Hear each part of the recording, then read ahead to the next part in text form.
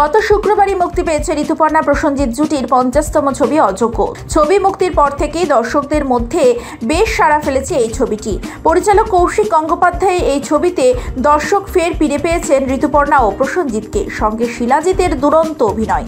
সবাই যখন কৌশিকের অযোগ্য নিয়ে প্রশংসায় পঞ্চমুখ, ঠিক তখনই রেগে মেগে বোম পরিচালক কৌশিক।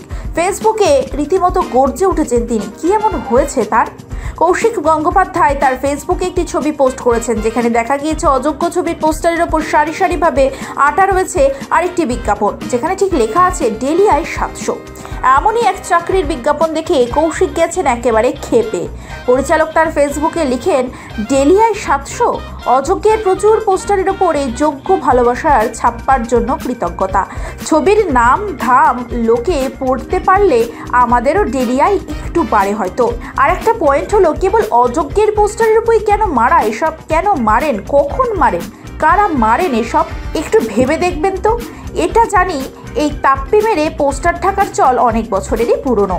এদের বেশ দীর্ঘ আয়ু বোঝাই যাচ্ছে। তবে অযোগ্য ছবির আয় এবং আয়ু ডেলি কিন্তু বেড়েই চলেছে।